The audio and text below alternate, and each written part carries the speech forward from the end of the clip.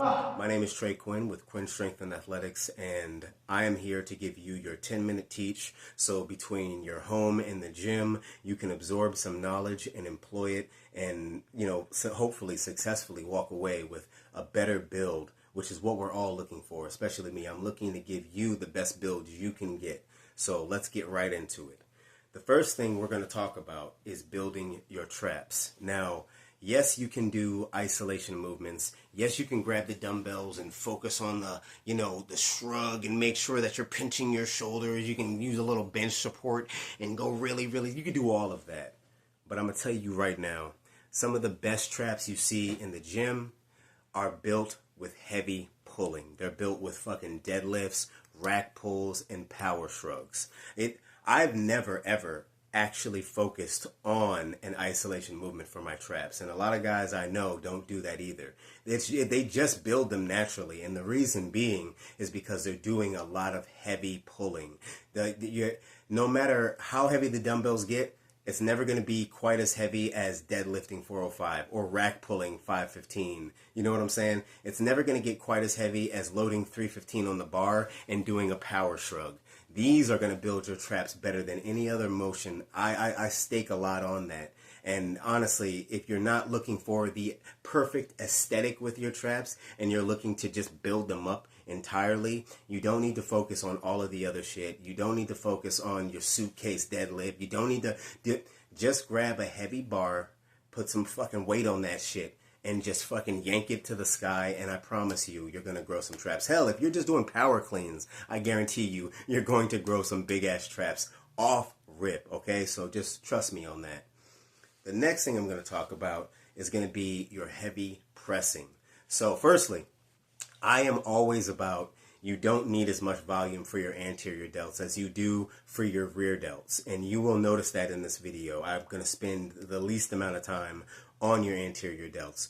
One heavy pressing motion, whether it be a dumbbell press, a machine shoulder press, or a military press. That's all you need. The main reason is because you are already doing a lot with your anterior delts when it comes to your chest work. If you are doing good chest work, if you're doing incline bench press and a regular bench press, or you're doing flat bench press and a dumbbell press, if you're doing a lot of heavy pressing, hell, if you're even doing dips, you don't need to do the front raises and these, like we're not in the fucking club, bro. We're in the gym and we're here not to waste our time, even if we're going to spend all day in that bitch. So when you're there, just focus on one heavy pressing movement for your shoulders and take that to the moon. Get as strong as you can on that and then move on to the next thing.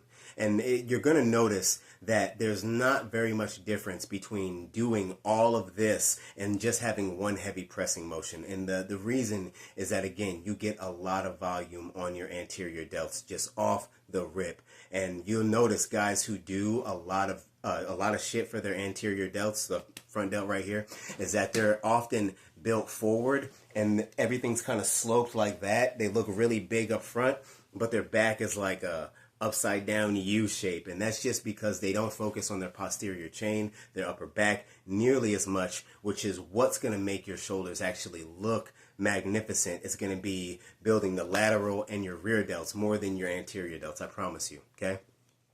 The next thing I'm going to talk about here is going to be your lateral raises. So some important cues and some not so important cues. Firstly, if you do them with a slight elbow bend, that's perfectly fine. You don't have to have them straight out, and you shouldn't have them at a 90 degree. You shouldn't be chicken winging at all right? You want to at least have a slight bend in the arm, and I promise you'll be just fine. It's all about, when it comes to lateral raises, not hurting your shoulder, not moving it in a motion that doesn't feel comfortable for your physiology.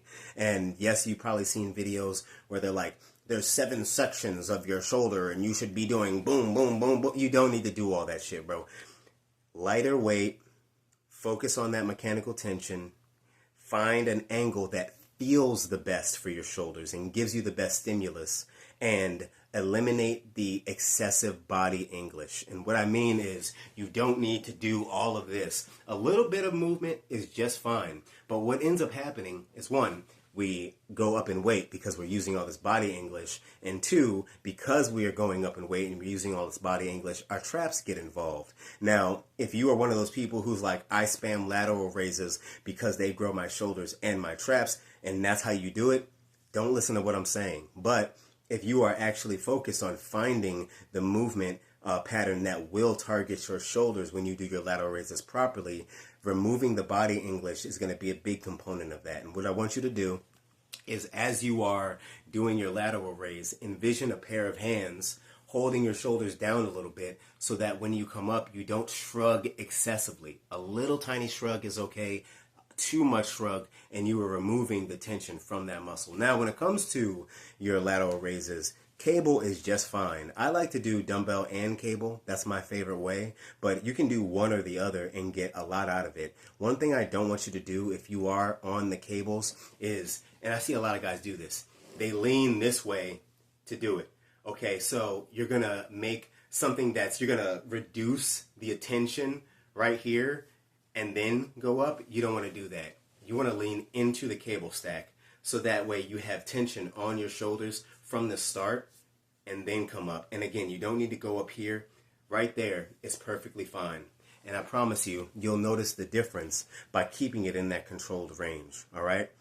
Next, and this is the most important, your rear delts. All right. Your rear delts are far more important than any other portion of your shoulder, mainly because you don't focus on them enough.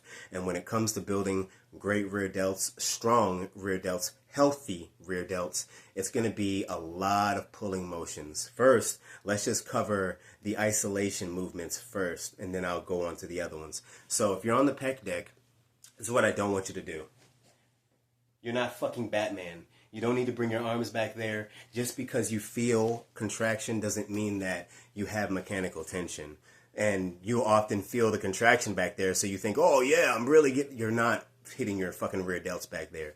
You only need to bring them bitches to right here, okay? Now, a little bit of a lean forward on the pec deck actually helps, and I promise you, you will feel your rear delts. Another thing you can do is you can get on the cable, and you can go across the body, or you can go across the face, okay? Either one or both, and they will be excellent for your rear delts. Those are finishing moves. Those are things you do to polish off your rear delt work.